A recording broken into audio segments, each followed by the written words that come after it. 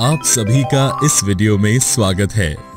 इस वीडियो में हम रासायनिक संयोजन के नियम लॉज ऑफ केमिकल कॉम्बिनेशन का अध्ययन करेंगे। दोस्तों, हम जानते हैं कि तत्व संयोग करते हैं, लेकिन आप में से कुछ ये जानने के इच्छुक होंगे कि तत्व कैसे तथा क्यों संयोग करते हैं, और जब तत्व परस्पर संयोग करते हैं तब क्या होता है। हमारी तरह ही वैज्ञानिक भी ये सब जानने के लिए इच्छुक थे। इन वैज्ञानिकों में से एक ऐसे वैज्ञानिक आंतोआ एल लवाजिये ने रासायनिक संयोजन के दो महत्वपूर्ण नियमों को स्थापित किया, जिसने रासायनिक विज्ञान को महत्वपूर्ण आधार प्रदान किया। आइए अब हम अपने विषय रासायनिक संयोजन के नियमों का अध्ययन शुरू करें। लवाजिये एवं जोसेफ एल प्राउस्ट ने बहुत अधिक प्रायोगिक कार्यों के बाद दो नियम प्रतिपादित किए। आइए हम इनमें से पहले नियम को देखें। पहला नियम है द्रव्यमान संरक्षण का नियम, law of conservation of mass.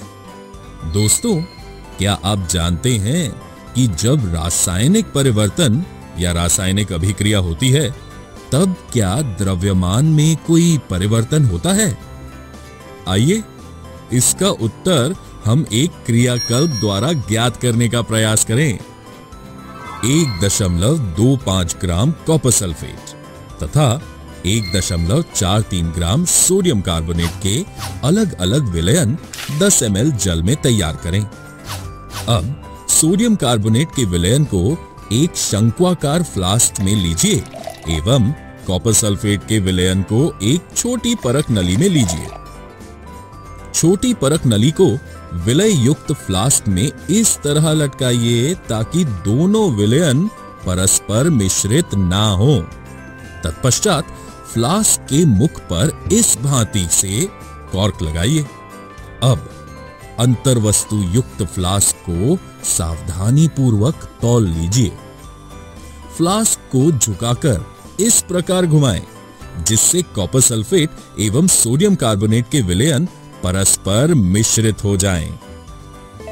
अब आप सोच रहे होंगे कि क्या शंक्वाकार फ्लास्क में कोई अभिक्रिया हुई है?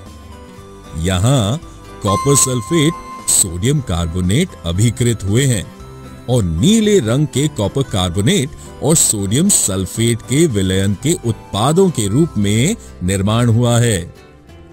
अब इस फ्लास्क को पुनः तौल लीजिए।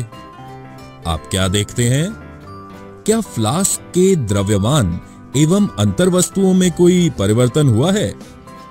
फ्लास्क के द्रव्यमान एवं अंतर्वस्तुओं में कोई परिवर्तन नहीं हुआ है। इस क्रियाकल्प द्वारा हम द्रव्यमान संरक्षण के नियम को इस तरह से परिभाषित कर सकते हैं।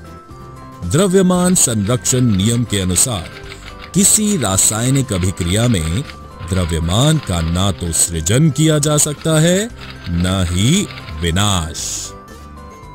आइए अब हम रासायनिक संयोजन के दूसरे नियम, स्थिर अनुपात का नियम, लॉ ऑफ कांस्टेंट प्रोपोर्शंस के बारे में जानें।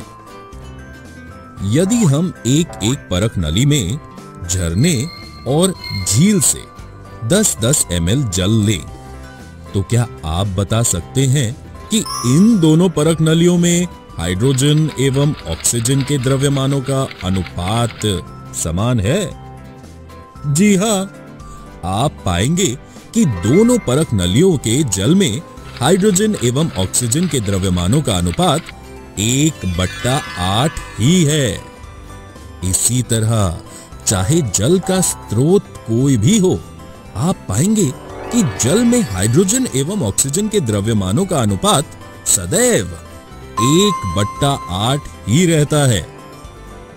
इसी प्रकार यदि 9 ग्राम जल का अपघटन करें तो सदैव 1 ग्राम हाइड्रोजन तथा 8 ग्राम ऑक्सीजन ही प्राप्त होगा।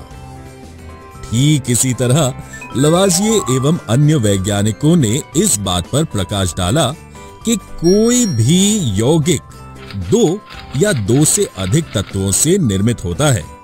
इस प्रकार प्राप्त यौगिकों में इन तत्वों का अनुपात स्थिर होता है, चाहे इसे किसी स्थान से प्राप्त किया गया हो अथवा किसी ने भी इसे बनाया हो।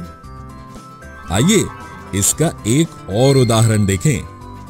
यदि हम अमोनिया का उदाहरण लें तो पाएंगे कि अमोनिया NH3 में नाइट्रोजन एवं हाइड्रोजन द्रव्यमानों के अनुपात सदैव 14/3 14:3 के अनुपात में विद्यमान रहते हैं, चाहे अमोनिया किसी भी प्रकार से निर्मित हुआ हो या किसी भी स्रोत से लिया हो।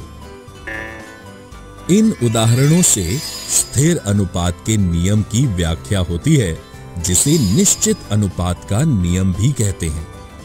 प्राउस्ट ने इस नियम को इस तरह से परिभाषित किया था: किसी भी यौगिक में तत्व सदैव एक निश्चित द्रव्यमानों के अनुपात में विद्यमान होते हैं। वैज्ञानिकों ने इन दोनों नियमों को परिभाषित तो कर दिया, लेकिन उनकी अगली समस्या इन नियमों की उचित व्याख्या करने की थी। डाल्टन ने द्रव्यों की प्रकृति के बारे में एक आधारभूत सिद्धांत प्रस्तुत किया।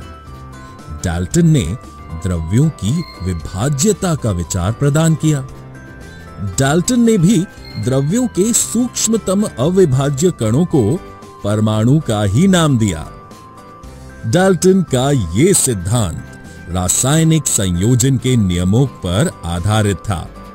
डाल्टन के परमाणु सिद्धांत ने द्रव्यमान के संरक्षण के नियम एवं निश्चित अनुपात के नियम की युक्ति संगत व्याख्या की। डाल्टन के परमाणु सिद्धांत की विवेचना तथा परमाणु क्या होते हैं, इसके बारे में हम अगले वीडियो में जानेंगे। दोस्तों, आज हमने रासायनिक संयोजन के नियम, लॉज ऑफ केमिकल कॉम्बिनेशन का अध्ययन किया। अगले वीडियो में हम परमाणु क्या है, इसका अध्ययन करेंगे। तो दोस्तों, आपको हमारा वीडियो कैसा लगा? अगर आपको हमारा वीडियो पसंद आए तो लाइक, शेयर और सब्सक्राइब करना ना भूलें।